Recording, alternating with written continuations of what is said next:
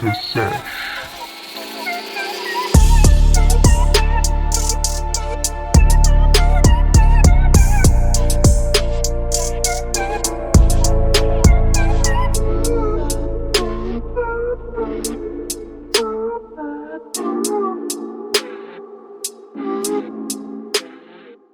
Hey guys, it's 420 and welcome to the Coastie Sesh. We talk about real stuff like addiction and mental health with real people who live it every day. Just a disclaimer, any views or opinions described are not always reflective of the Community Drug Action Team or Coast Community Connections. Please do your own research before taking anything as fact. Today, we are talking to a brave young man who is willing to give us an insight into what it's like to be diagnosed with a mental illness.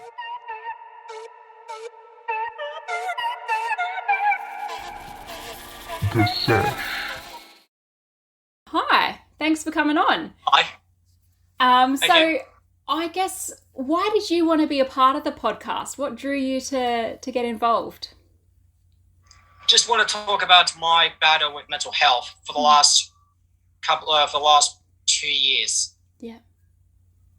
So back in 20th of August 2020, I had to put my best friend down, my dog, Chocolate. So in the morning, she was like acting like a normal dog, just running around like any normal dog would. And then the afternoon news came out of nowhere. We thought she couldn't hear us. My dad took her to the vet, found out that she was blind in both eyes, and then she had a tumor in her stomach that was 8 centimeters. Wow, that's a big tumor. Yeah, and it was cancer, and they couldn't do anything because the cancer spread. Broke my heart as hell, and just went from downhill since then. Yeah. So how long did you have with her after that? Chocolate was my doctor. Chocolate was 7.5 before we put her down. Yeah. Okay. Yeah, I'm really sorry to hear And that. then, and then 2 weeks after she passed, I've got a tattoo on my wrist as a memorial of her. There's a little memorial tattoo of her on my wrist. That's beautiful. A little paw print and some writing. Yeah, it's her name, the paw print, and the day we put her down. Yeah, right. So what did she mean to you for that 7.5 years? What did you guys do together to make this bond? We did almost everything together. Like Chocolate was only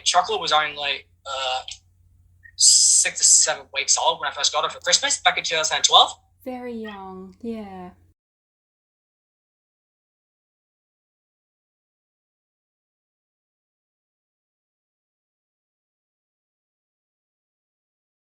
Dad said, they're in the backyard with the cage. I'm like, and Mum was like, you ready? I was like, ready for what?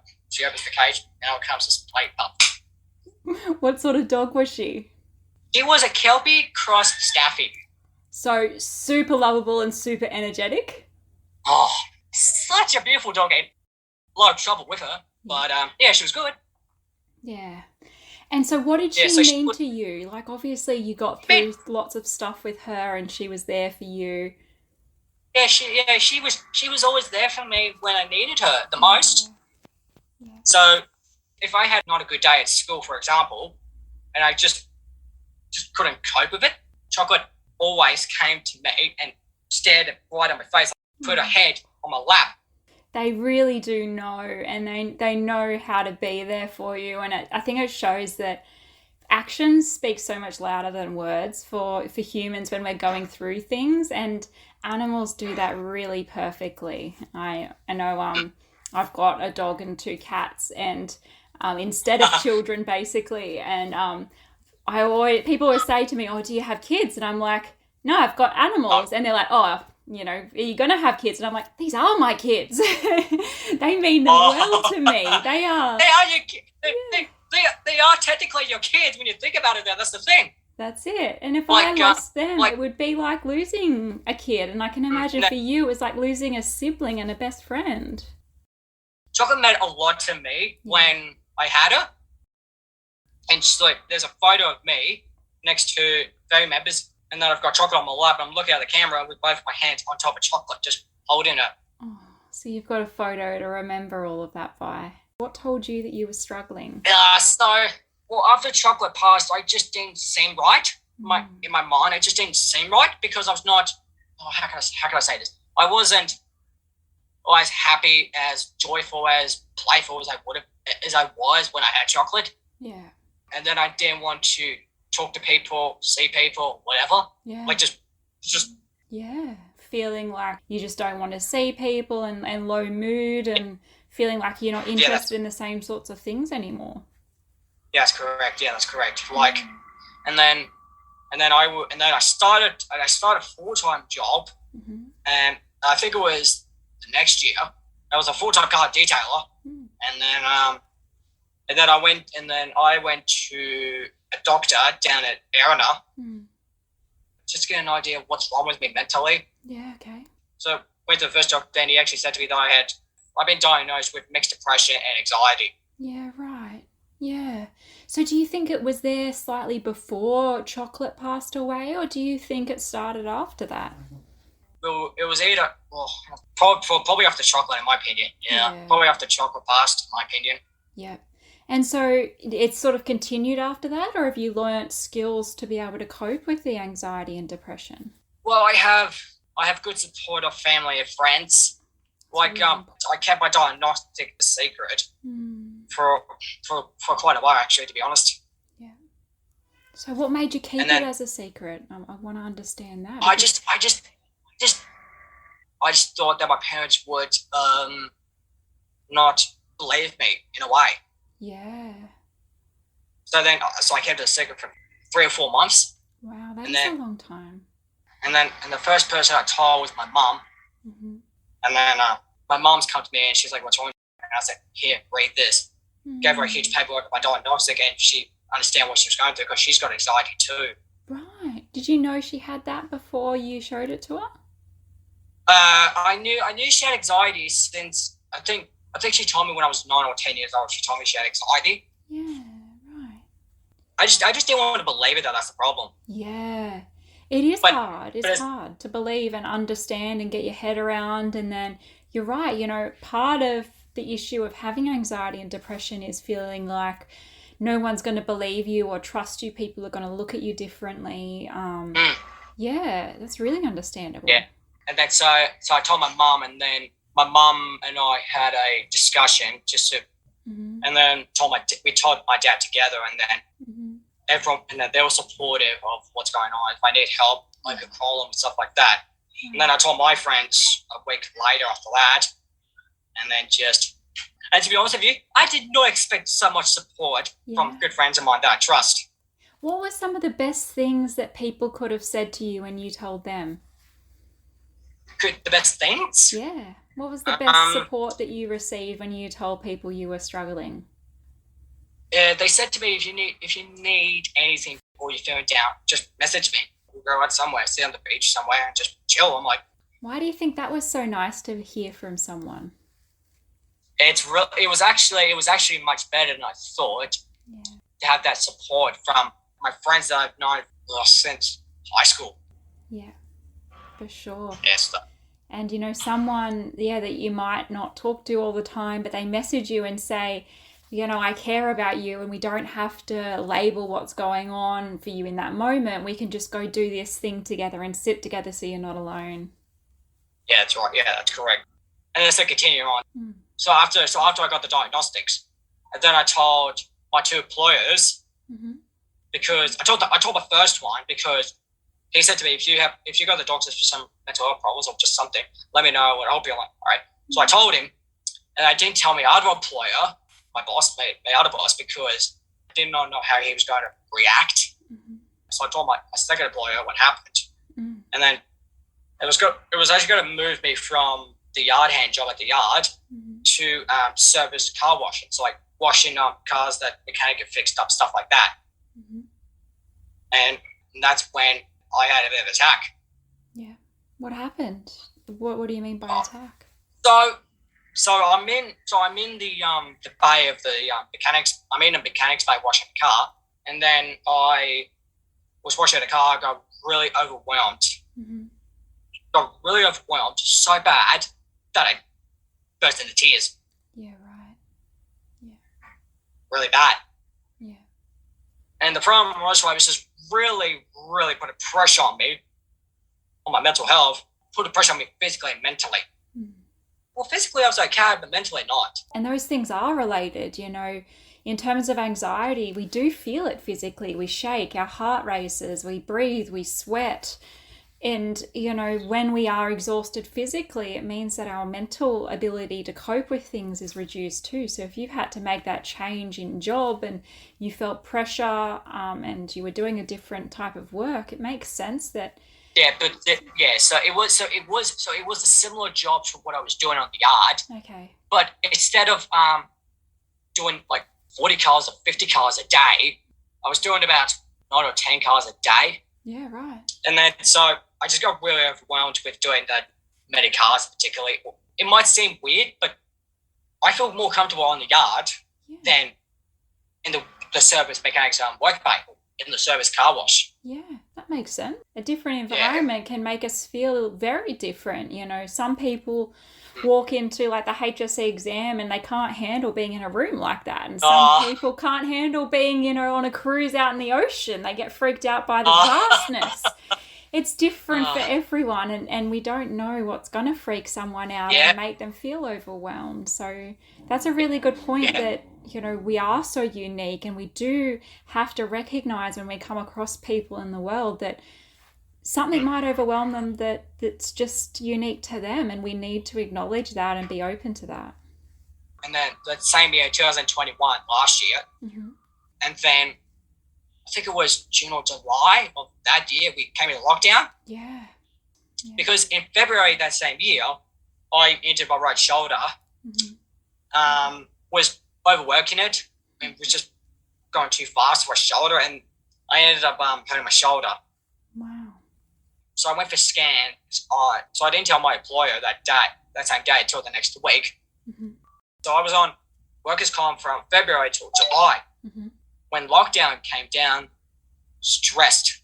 That's when that's when I couldn't cope well, because I'm used to working every single day, but now I'm getting paid by the government a lot of money. So I just couldn't cope with could not cope being with at home for every single day, just doing nothing.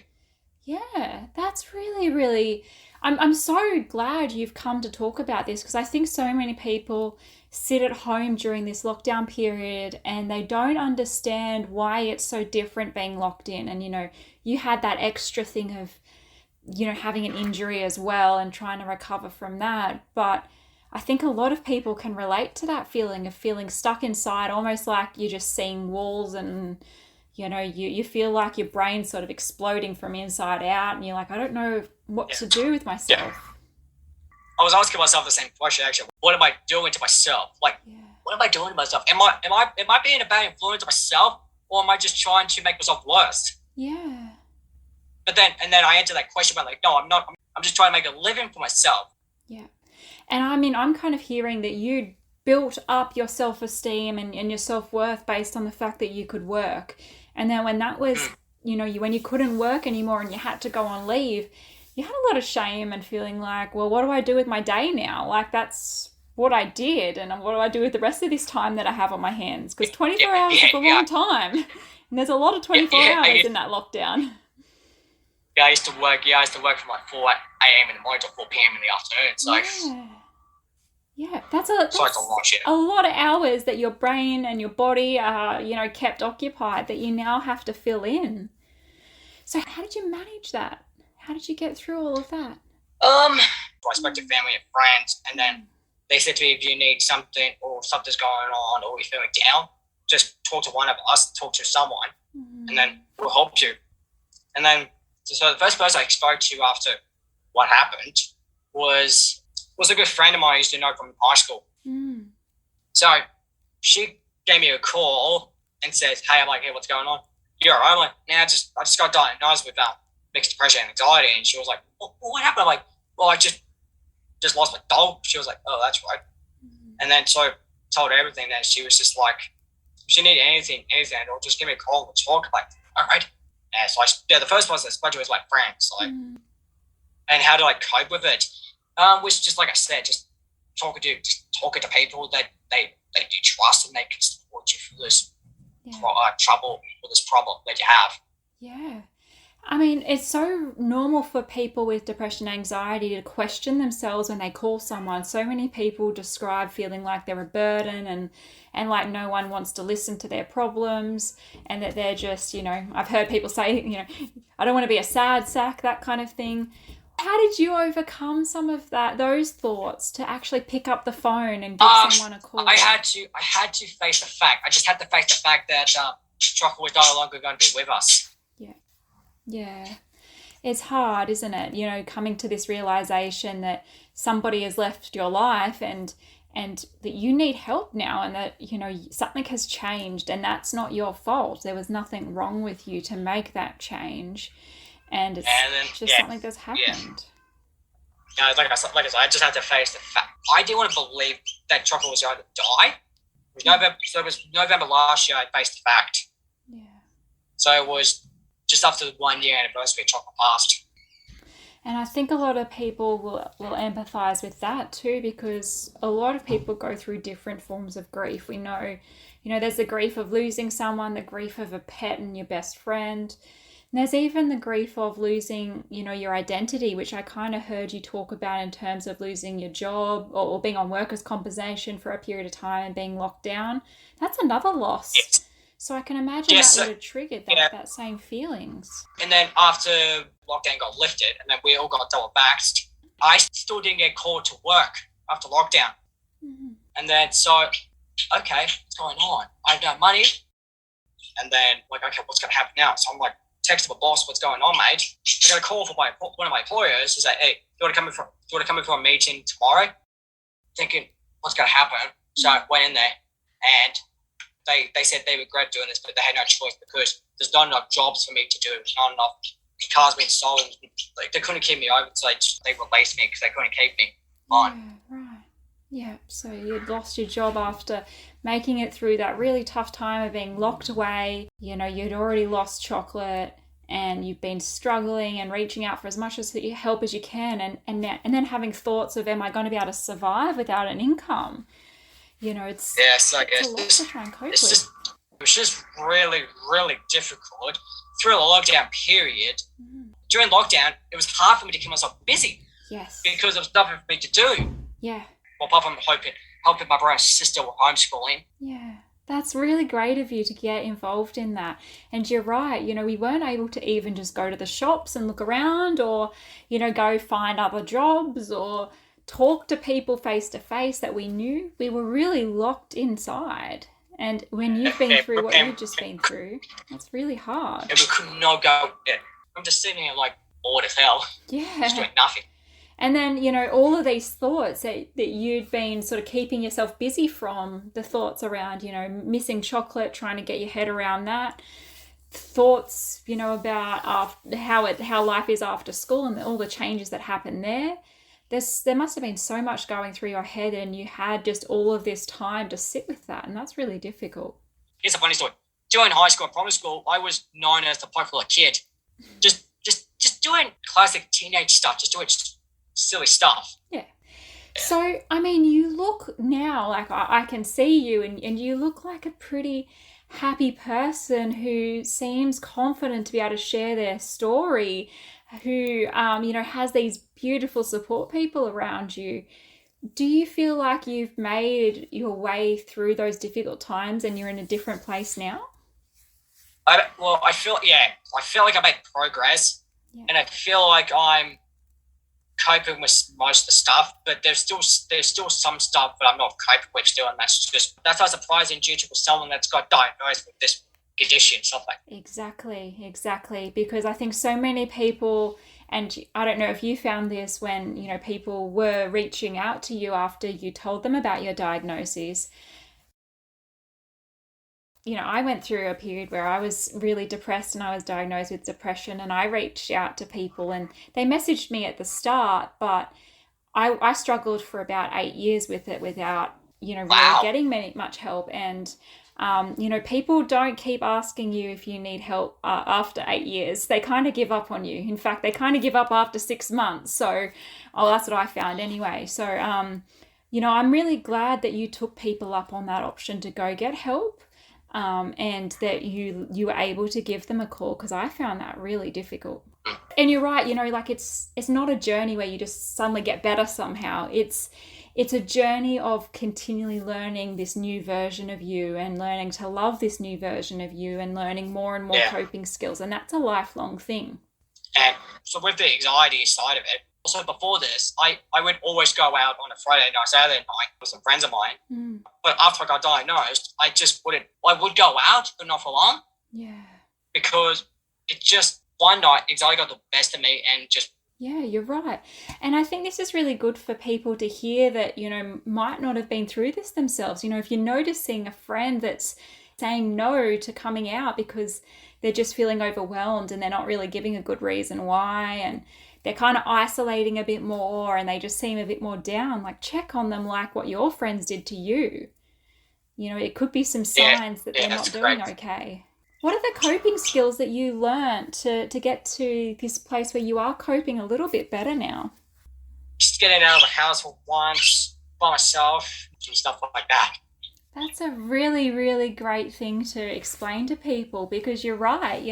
Anxiety has this weird cycle where we get anxious about something, and then if we avoid it, our brain tells us, oh, that was so good to avoid that. I'm so glad there's so many things could have gone wrong that I wouldn't have liked. And then we start avoiding more and more things, and we end up just being stuck inside. It has to be within that window of tolerance. It's out of your comfort zone, but you can still cope. And right. I'm hearing that you did that. Yeah, because some people have different ways of coping with the condition, with mixed depression and anxiety. And I've got close to seeing a couple of people doing that. Suicide thoughts. Yeah, it is really important. You're right. So many people at least have thoughts of ending their life, and it's something that we need to be aware of. And we can be there for people. We can't always be there if we don't know, but if we do know, we can be beside people. To be honest, I had suicide thoughts a couple of times, but never took full action to it. Yeah. I was in a dark space one night, but this is how I felt. I thought no one cared about me. Yeah.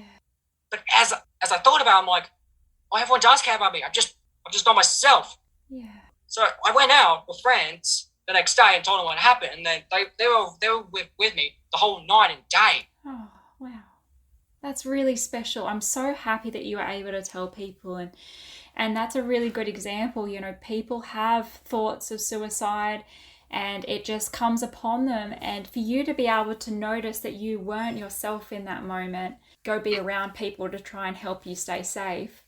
I'm so glad you did that, because, if that hadn't have happened, you wouldn't be able to share your story now. And I would have been able to share the story, to be honest. Exactly. And this might save someone else's life. They might listen to you and go, maybe I should go get some help. Maybe I should reach out to a friend.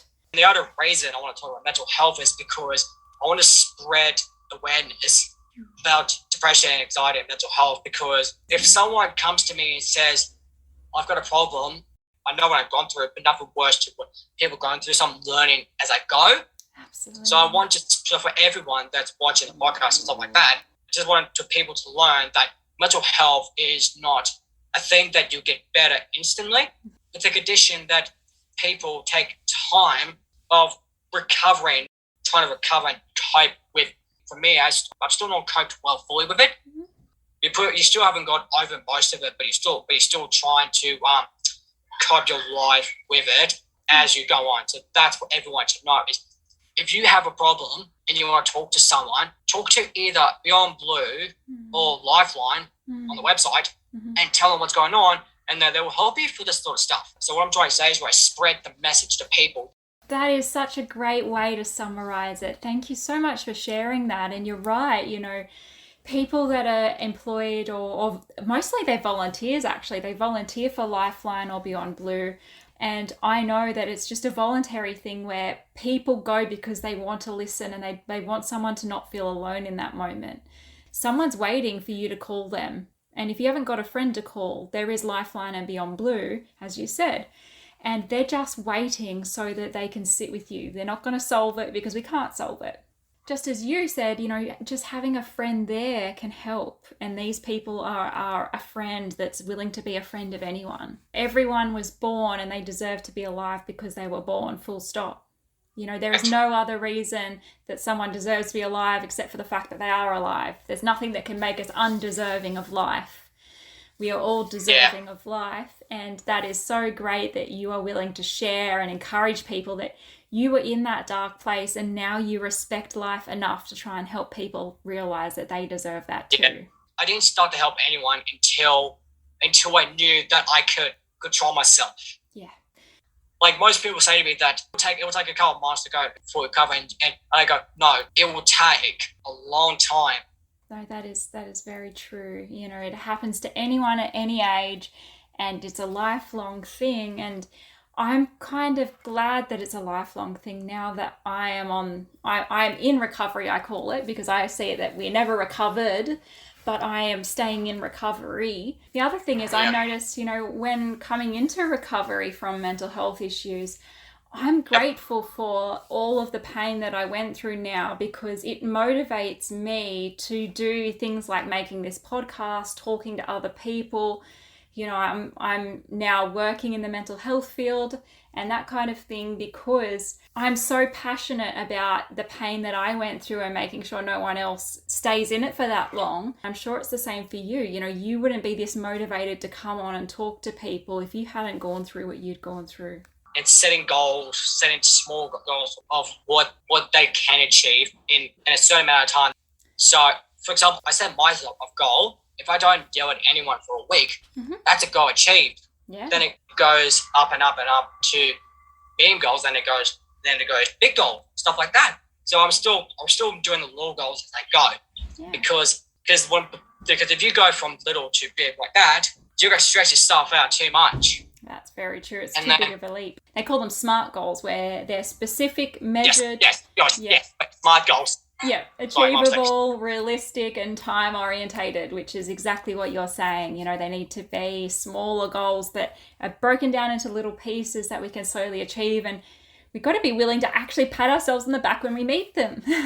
If you have achieved these goals and you're happy about it, just give yourself a tap on the back about it because you have achieved something massive. Yeah. It's a small SMART goal, but it's something huge in your life because you achieved it. Because of what you're going through mentally. Exactly. And so I think that's a beautiful place to finish this. And I really want to, give you a huge pat on the back because after having mixed anxiety and depression, you have now been able to come and tell your story and share with someone you don't even know and be an inspiration to other people. And I don't know whether that was one of your goals, but pat on the back for you for being able to do that. That is huge, and you've been a great help, and I imagine a lot of people are going to hear your story and be really inspired to follow some of the things that you've talked about today. So thank you for that. Thank you very much for that. The Sesh.